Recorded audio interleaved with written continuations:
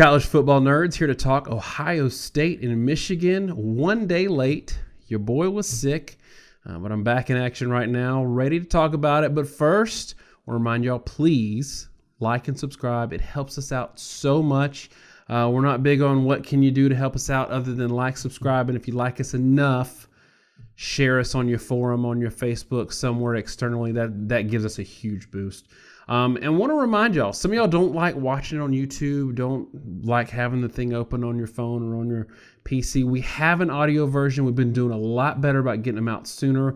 They come out the day of or the next day, so either Tuesday or Wednesday. This will be out on the iTunes and the Androids, so check it out. All right, Josh, I think the discussion that's come about in the last week about this game is a couple of things. One, Ohio State, if nothing else, looked mortal in the game against Penn State. And I say mortal, they still beat a highly ranked team by double digits. So that's kind of puts it into perspective of where we feel like Ohio State's been this year. It's kind of funny.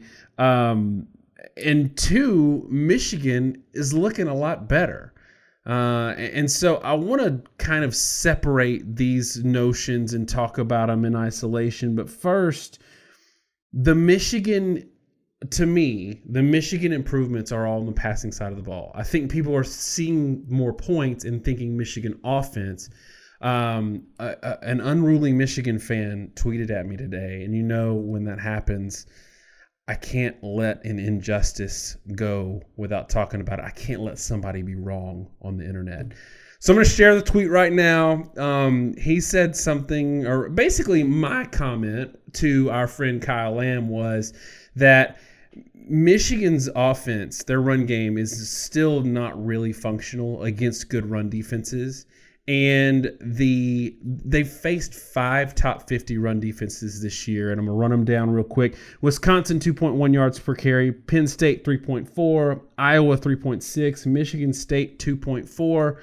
And Notre Dame, 5.3. They also topped it off last week with in Indiana, not a top 50, but in Indiana, 3.0 yards per carry.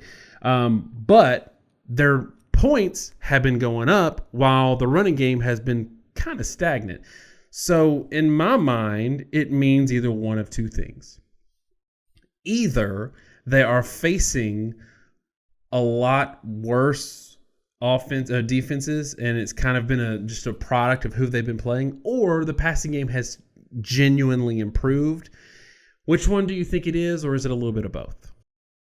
I think the passing game has improved. I tend to think that the run game has improved a little bit, but probably not as much as we've sometimes seen. When you look at where Michigan's been as a team this season, the start of the season, nothing was working. I mean, there was 6.7 yards per attempt against Middle Tennessee State, 7.5 yards per attempt against Army. Middle Tennessee State is not by any means a good football team this year. And when you look at their rush stats for Middle Tennessee State, Michigan didn't have a great game. 5.2 yards per carry sounds good in theory, but they gave up that same mark to Marshall. It's a bad run defense, and they weren't able to bully them around. I think the more notable thing, though, at that point in the season was where the passing game is, because 6.7 yards per attempt from Michigan is the third lowest total allowed by Middle Tennessee State. Duke is a terrible offensive football team, and they put up 8.8 yards per attempt and 4 touchdowns on Middle Tennessee State. North Texas put up 8.3. Rice put up 9.3 and beat them. So that's what it was, and that 5.2 yard per carry game is not really out of whack. I mean, that's above Middle Tennessee State's season average, but 6.7 yards per attempt is below the season average that Middle Tennessee State's allowed. I definitely think, and that's a spot example, but it's kind of carried through the rest of the season. I definitely think Michigan's passing offense has been the bigger improvement. 6.2 yards per attempt against Wisconsin obviously was ineffective. 5.7 yards per attempt against Iowa. 6.7 yards per attempt against Penn State. I'm a little troubled that they didn't throw it well against Maryland, though that game still was pretty lopsided. But still, 11.6 yards per attempt against Michigan State, 11.4 yards per attempt against Indiana. It's definitely where they made their hay. So I think the passing game has improved, and I think it's improved to some extent. I think they're doing less complicated stuff with Patterson. They're letting him throw the ball with a little more authority. There's a lot more play action concepts involved. I think it's simpler for Patterson to be able to read and execute. They're maybe a touch healthier at receiver, but they've always been, and I held this from the preseason and really all through the year, they've always been very talented at receiver. I pointed this out going into the Notre Dame game. I had Michigan beating Notre Dame. All the Notre Dame fans made fun of me. I obviously didn't pick it to be that lopsided, but I made the point that Michigan had a lot more potential, and I talked quite a bit in that video, if you want to go back and watch it, about how Michigan had a very high ceiling that hadn't been hit, and that Michigan was capable of hitting at another level. I think we've seen that in the passing game. But I will turn this around a little bit before handing back to you and point out that I'm not really so sure that the narrative is correct that we've seen it in the run game. And I know that's the point you made. 2.4 yards per attempt against Michigan State's not great. 3 yards per attempt. Now, Michigan State's defense is pretty good, but not much more than that this season. They're just not a great one.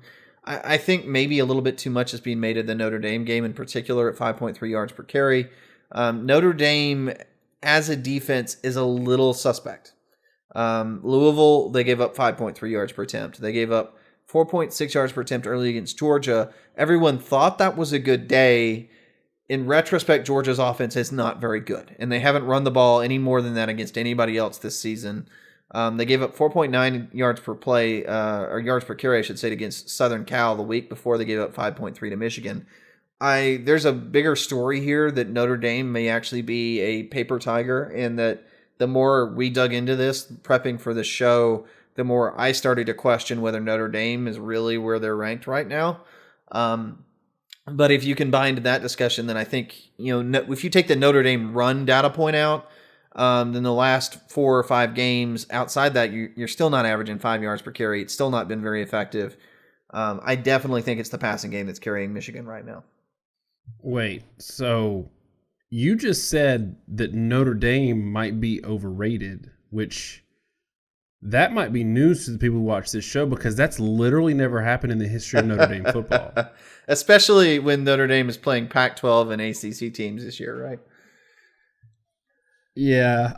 Sorry. I love Notre Dame fans. We've had a great time with them on this show, but I can jab them when I want. They beat a ranked Virginia Tech 21-20, y'all. That was a big win. That's true.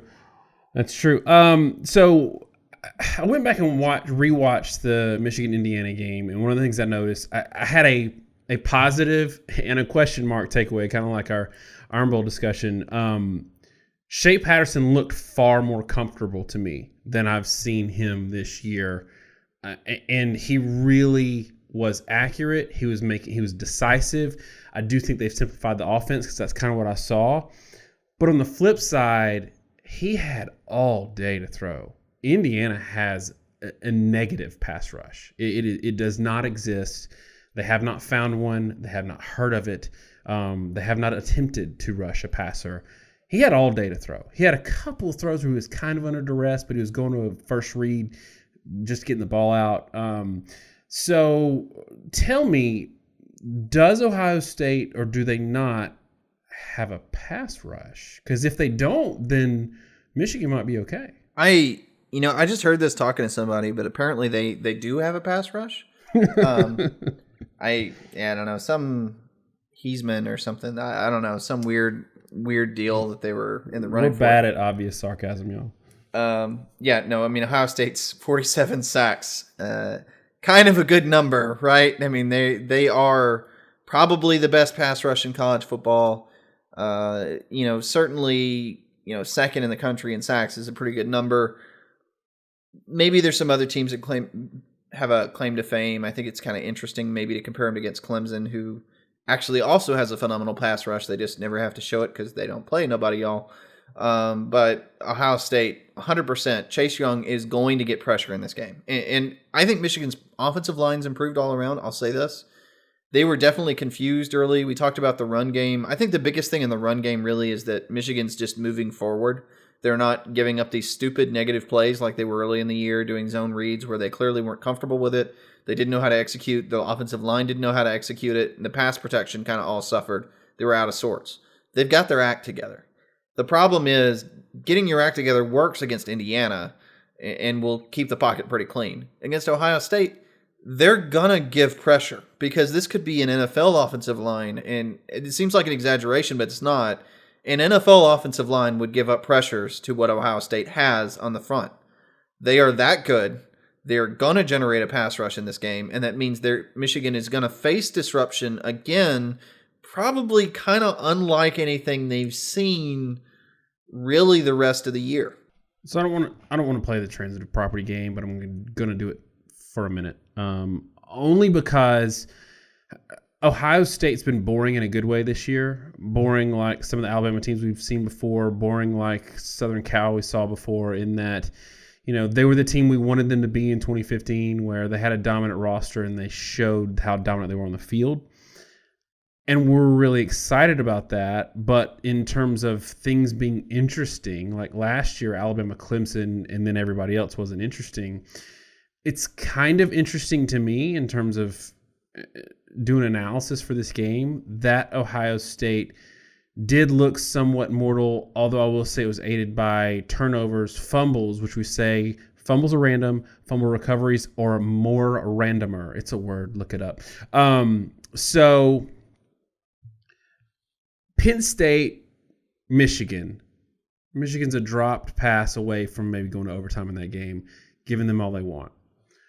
Ohio State plays an ugly-ish win against Penn State, where they had a lot of that game with a backup quarterback.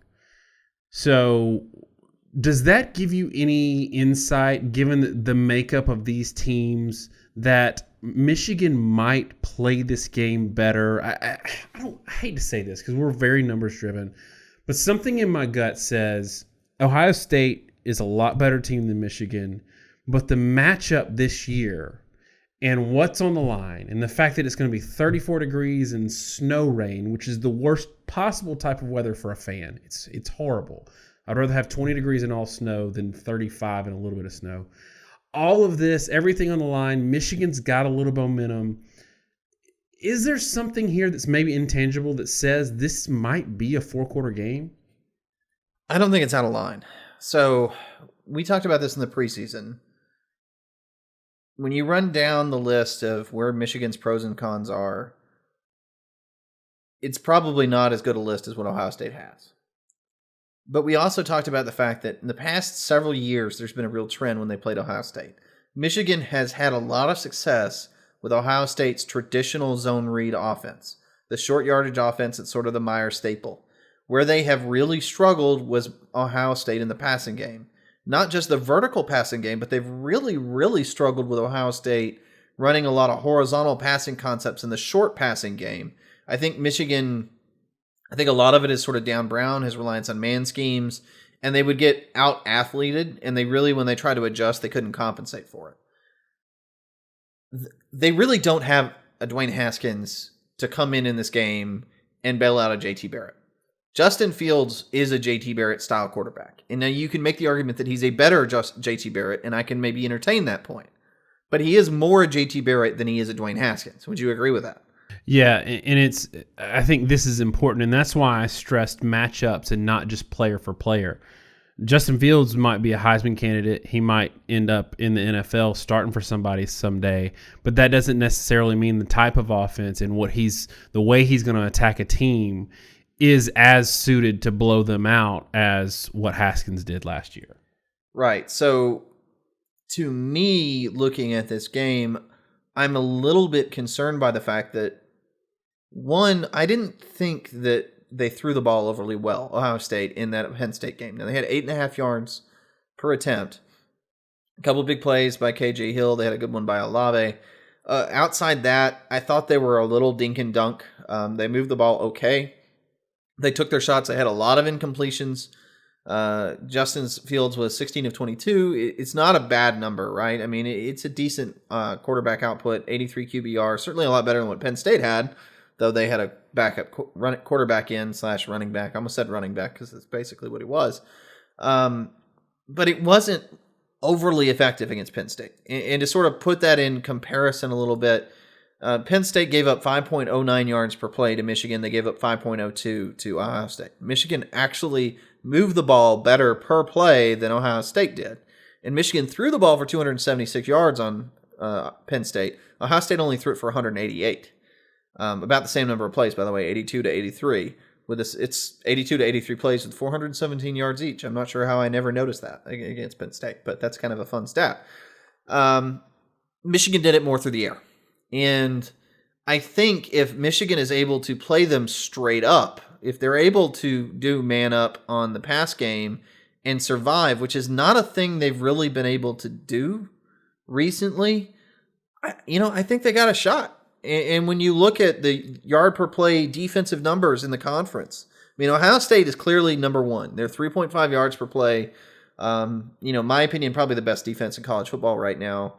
But Michigan at 4.1 yards per play is easily number two in the conference, well ahead of Wisconsin at 4.6. In fact, the gap between Ohio State and Michigan is about the same gap that exists between Michigan and Wisconsin. And also Penn State's right there with Wisconsin, actually 1/100th of a yard behind them.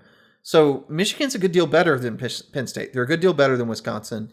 I think they can slow down Ohio State enough to be effective. And what we saw from Ohio State against Penn State is they were able to run the ball, especially early in a handful of drives, and get scores on the board. And then once Penn State sort of adapted, they were able to slow it down. Michigan should be better at that, at least on paper, than what Penn State was able to do. Now, that's not to say that Michigan's offense is going to be able to put points on the board, but it is enough to say, like we talk about, there's a scaling issue with zone read teams where if they're not getting their 6 yards per play, they can just shut down and stop scoring. We've talked about it for years with Ohio State. I think the fans appreciate it. The question is whether Justin Fields can really throw the ball downfield. Now, he didn't have to in the Penn State game because they had a lead the entire time. Penn State couldn't move the ball. It may be the same deal in the Michigan game, but if they go back to that it's going to be probably a lower scoring game than maybe some Ohio State fans hope for, maybe a little bit more of an uncomfortable game than they're hoping for. And we've been really high this year on Ohio State, and we didn't do a top 10 this week because we were a day late on recording. I'd still have Ohio State number one, and I don't, as much as I want teams to handle their business and not struggle with mediocre teams or whatever, Ohio State show me enough this year that I don't need them to blow Michigan out to still think they're the best team in the country. Do you agree with that? And does us saying this about it might be closer than Ohio State fans are comfortable with say more good about Michigan and their arc right now and less bad about Ohio State? I think it does. I think the biggest takeaway for me looking at Michigan's season is, frankly, it's a little disappointing that they dropped the Wisconsin and the Penn State game. Like the Wisconsin game in particular, they just laid an absolute egg. And when you look at the way they played the second half of the year, they've been a much better team than that. And I think Wisconsin's been a much worse team. And I don't know if that was Wisconsin playing better football at the time or Michigan playing worse. But I think Michigan's actually a pretty darn good team. They were a legitimate 28-21 game with Penn State in a game that we kind of flagged as a game they might be able to win.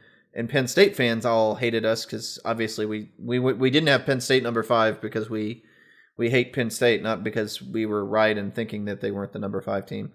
I thought Michigan, if they played the way they did in the second half of that game, was a better team than Penn State. And I do think right now they probably maybe are a better team than Penn State. And I think they certainly are a better team than Penn State with their backup quarterback. So if that's true, then it makes sense for this game to be a little closer than maybe that Penn State-Ohio State game was.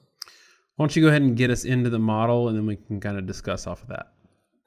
So our model, which most everybody in this has probably heard before, so I'm not going to spend more than 20 seconds on it. It's a per-play based model where we look at how you did against your opponents, how they did against everybody else, and then based on that, build an idea of what your game's going to look like in terms of performance. And then based off your own past history, we say, how does that performance translate to scoring and production? Because every team, as we said, scales a little bit differently, handles different levels of production in a different way. Michigan is a more pro-style based offense. They can generally put up more points with fewer yards. In the same week, or at least same week of the season, the way my spreadsheet's set up, I don't have the actual dates. Michigan had 6.99 yards against Illinois. Ohio State had 7.1 against Michigan State. Michigan scored more against Illinois than Ohio State scored against Michigan State, even though the yardage was flopped. That's kind of the nature of a spread offense versus a pro-style offense. In fact, 5 yards per play against Penn State was a pretty good output from Michigan's standpoint for a given game, and that was 28 points for Ohio State, because Ohio State doesn't do very well when they're operating in the 5 yard per play range.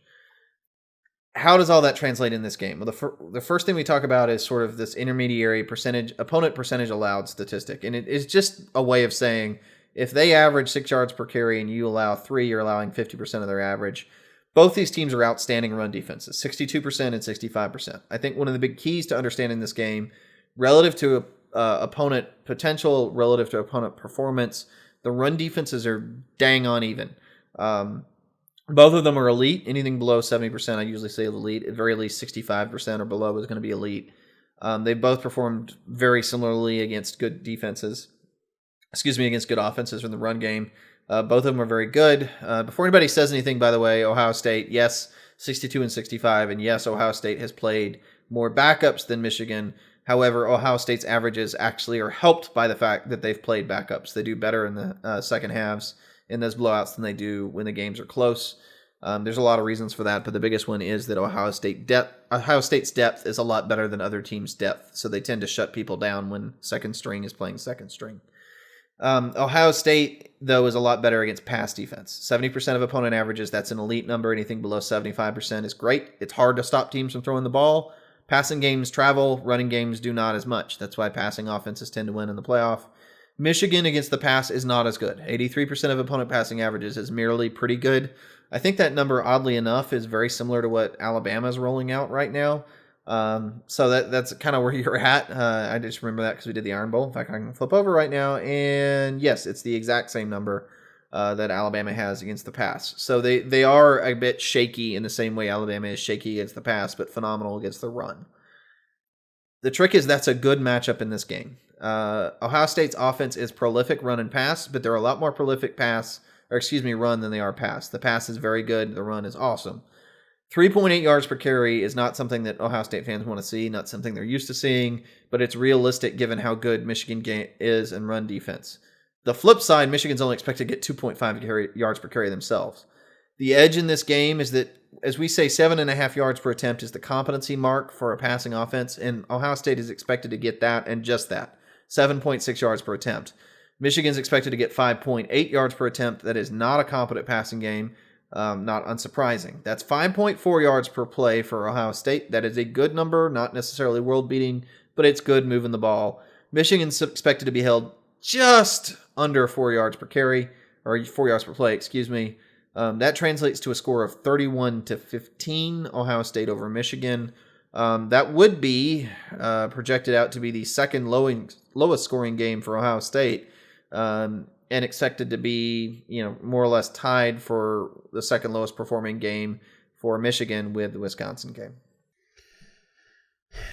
And some Ohio State fans are going to remind us at this point that last year, maybe Michigan fans, that the model had Michigan winning, I think, pretty heavily last year. And we talked about, I think we had a discussion on Kyle's show that there were some concerns we had with Michigan in terms of how their defense scaled against that type of offense, and it turned out to be true. But that doesn't count. I think we both picked Michigan, so that doesn't count.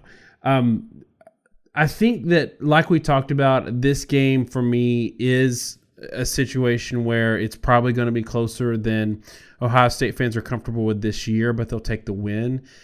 We haven't talked about JK Dobbins. I dropped another little tweet earlier today about how statistically he's far outperforming Jonathan Taylor, and everybody's talking about Taylor for Heisman and not JK Dobbins, maybe because Chase Young and Justin Fields are stealing a little bit of his show, but he's the one that keeps that engine moving. And he has shown up in every big game this year and is probably going to show up again in this game. I would not be surprised that it's ugly. If for nothing else, the weather, it's not going to be great. And that it's hard for me to say who that favors, because everybody's going to say, well, that favors the team that runs the ball better. Maybe, maybe not. In this instance, though, I do think that this is probably the best defense that Ohio State will have seen this year. I'm not sold on Wisconsin's defense. I think collectively as a unit, they're decent, but athlete to athlete, they're not great. This, tell me if you agree, this is by far the best wide receiving unit that Ohio State will have seen this year. I don't think there's even remotely any question for it. And I go so far as to say, too, I don't know if Patterson's the best quarterback. He might be, but he's certainly the most talented quarterback that they've seen. Yeah, and that's what we said that pissed off Notre Dame fans was I asked you the question, like, in terms of potential between the Notre Dame roster and the Michigan roster, who has the more upside if they hit their potential? And you said by far it was Michigan, and Notre Dame fans killed us, and then Michigan killed Notre Dame. All that said, I think even if Michigan has a good day, and even if Michigan is on the right trajectory, which I think they have shown improvement, though we're going to find out if that improvement is because of who they've played or because they actually have done some things offensively to improve. I think it's a little bit of both. That's what we talked about earlier. I'm going to go ahead and pick this game. I don't think it's as high scoring as even the model for Ohio State, but I do think it's a decently comfortable win.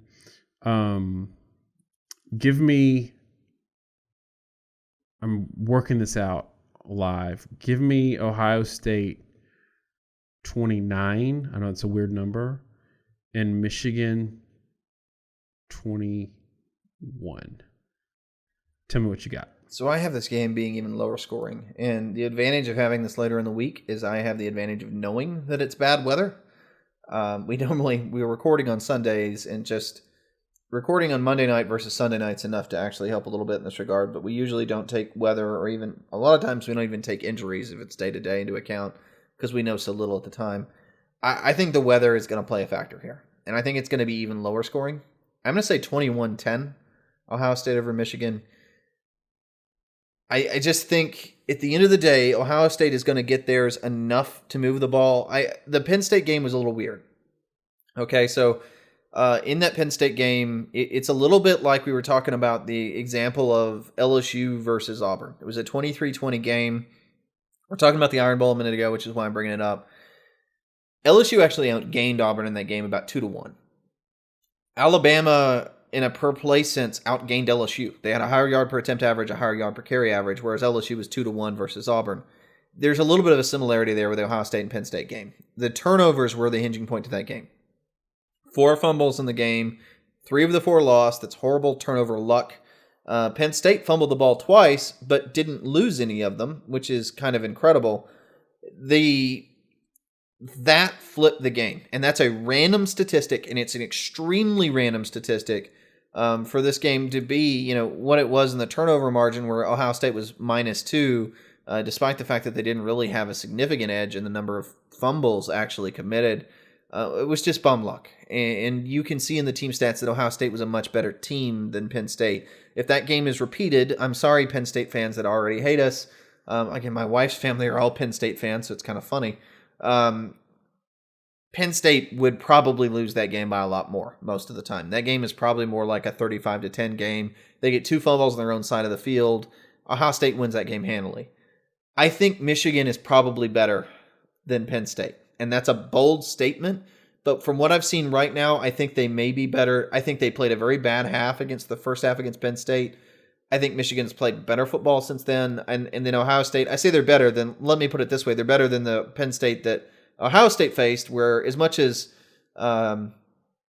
Levis came in and he was able to move the ball and they had the run, the quarterback run game going, it really wasn't effective. And he ended up being 1.9 yards per carry with 18 carries, while Journey Brown was actually at 5.8 yards per carry. He only got the ball 11 times. His Levis ran it 18 times himself. Whole separate issue there, but there was an issue with Penn State where when you put a running quarterback in and he starts dominating the game, nobody else gets a touch. It backfired.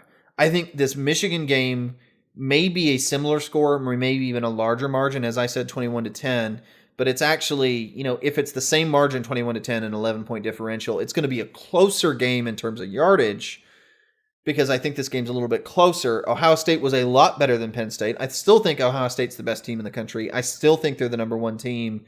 I still think they're going to be able to win this game because they're a better team.